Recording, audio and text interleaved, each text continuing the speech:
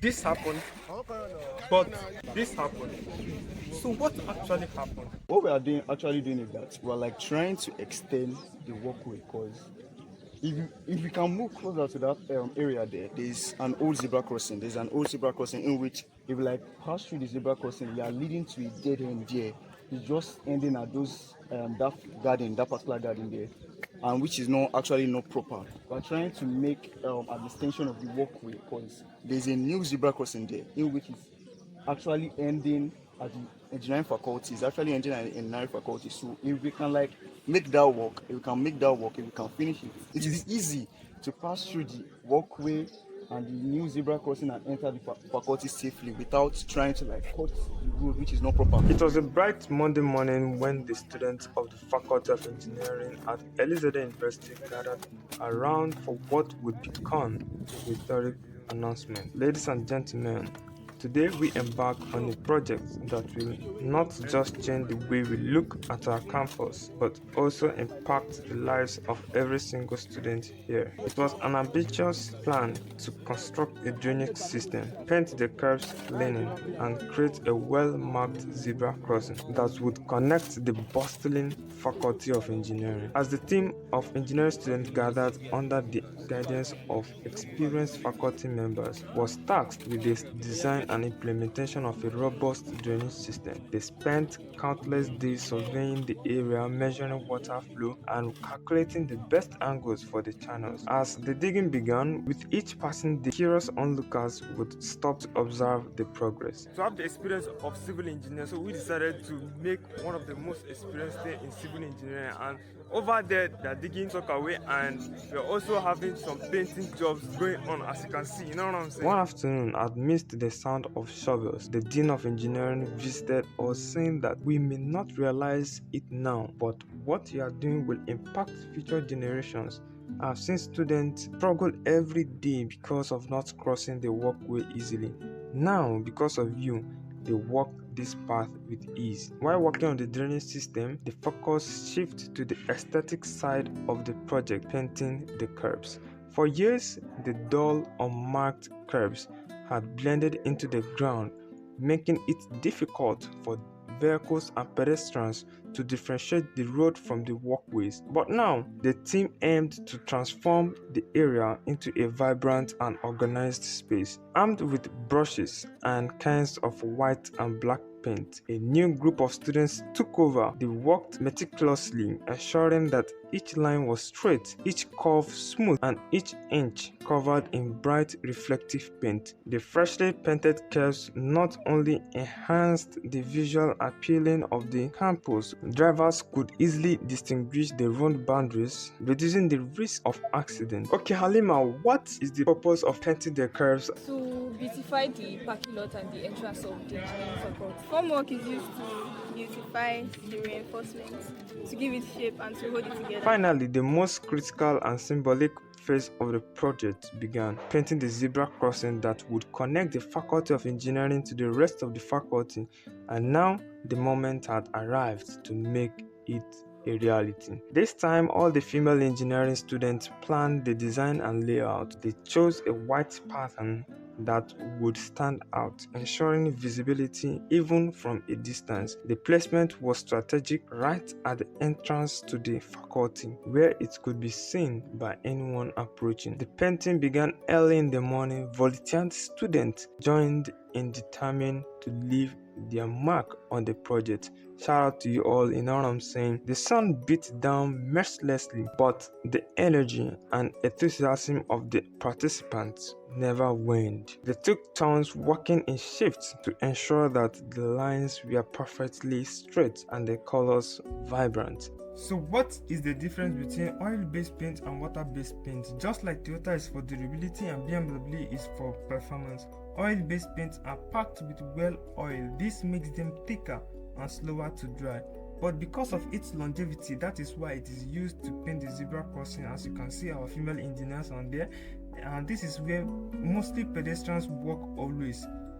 But here's the catch: Oil-based paint takes forever to dry. We are talking about hours, sometimes even days for a single coat, and during that time it emits some nasty volatile organic compounds which are hazardous to humans. So as students and staff made their way to classes, they were greeted by a sight that filled them with pride.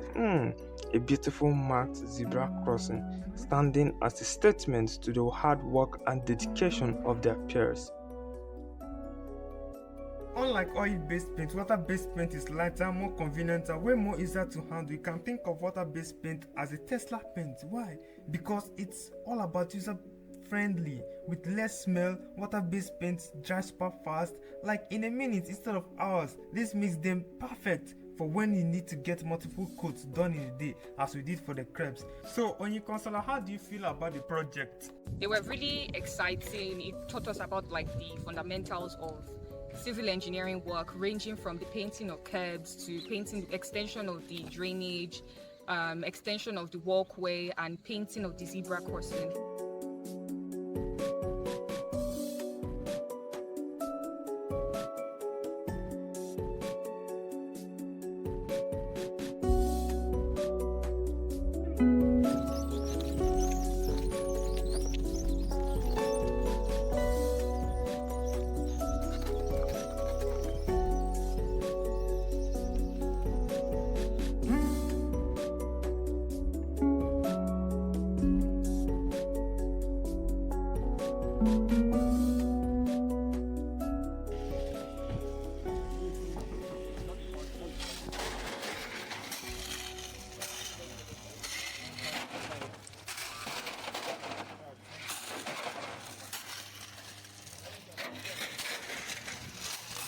Looking at the Hilux, I can guess it to be a 2.7 liter inline engine with 4 cylinders.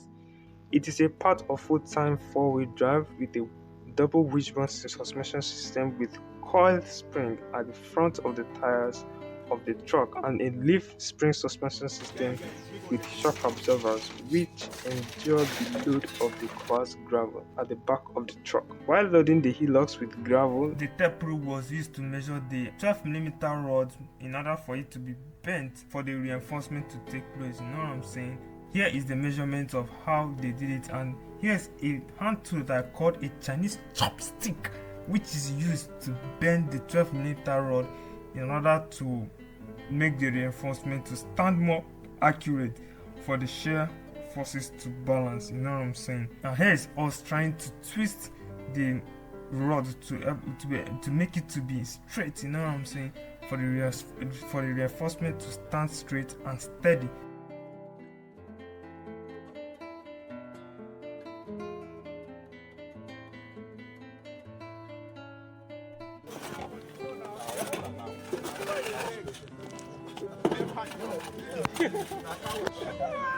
As promised, here are the hand tools which I used to perform this project.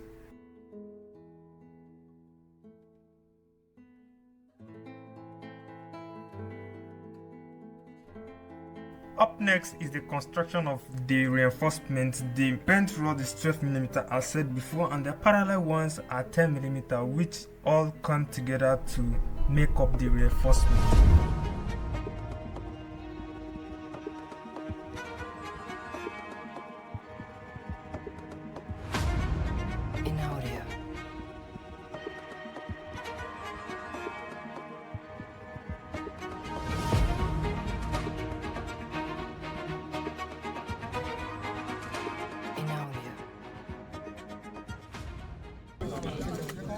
What are you thinking?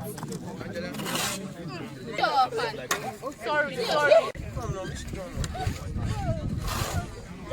While the females load the headpan with sand, the boys mix the sand with cement according to a ratio set by our instructor, and a student also repeated that same ratio in this video.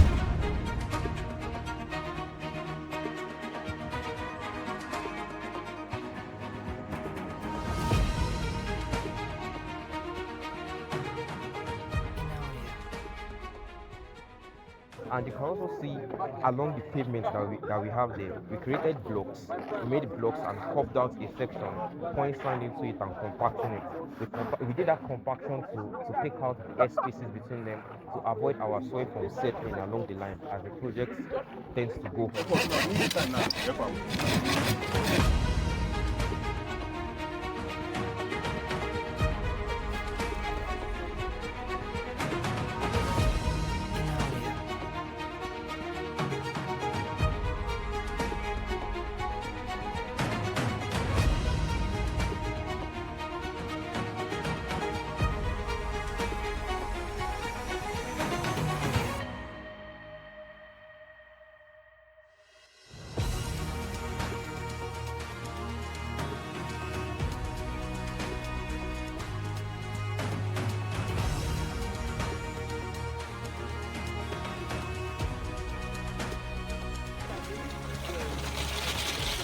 In order to give the reinforcement shape, a formwork was built for it, which is a temporary structure used to support a fresh concrete until it hardens and gains sufficient strength to support itself, ensuring structural integrity and quality of the final construction.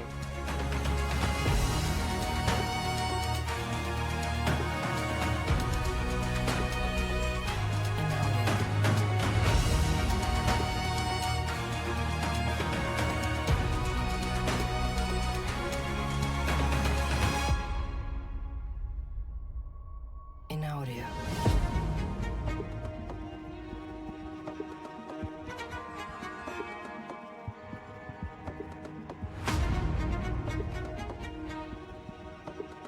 Audio. While that was going on, the ramming process begins, which is the process of compacting the soil, gravel, concrete, or other materials to increase their intensity and strength to provide solid foundation for structures. According to what Beloved said earlier on.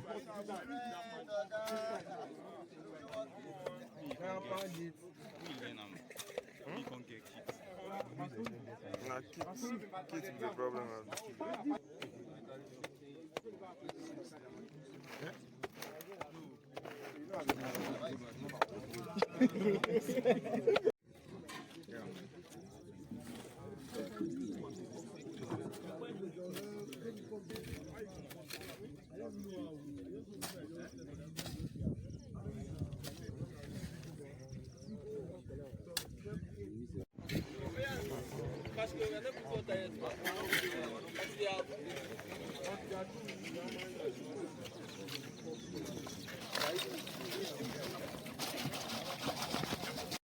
To my right side, they are mixing the concrete in the ratio of 1:3:6.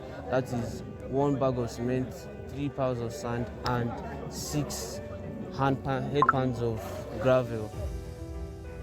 In audio.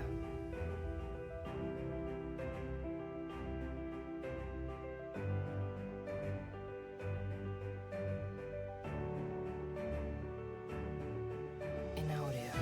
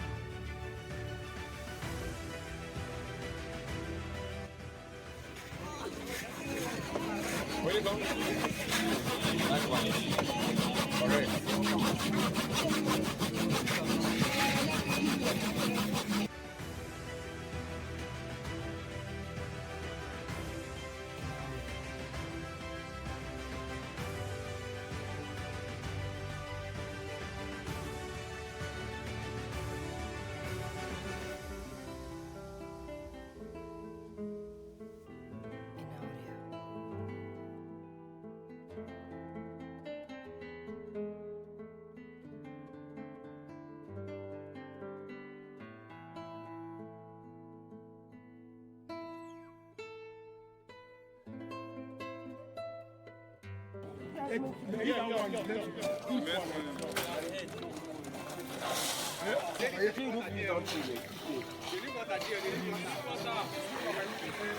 Yes, acting.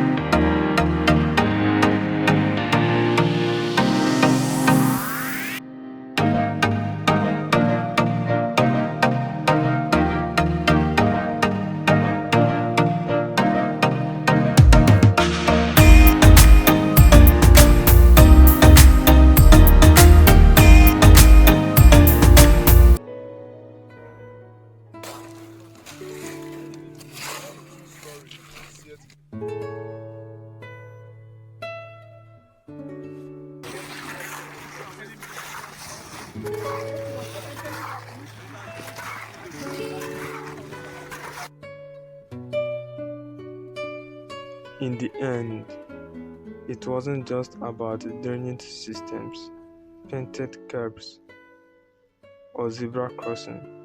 It was about a community coming together to build something lasting. The students who participated gained hands-on experience that will serve them well in their future careers. But more importantly, they left behind a legacy that every student, staff member, and visitor to Elizade University would remember for years to come. As Professor Adeyemo stood at the completed zebra crossing, watching students safely make their way to the Faculty of Engineering, he couldn't help but smile. This, he said quietly to himself, this is what engineering is all about, improving lives one project at a time.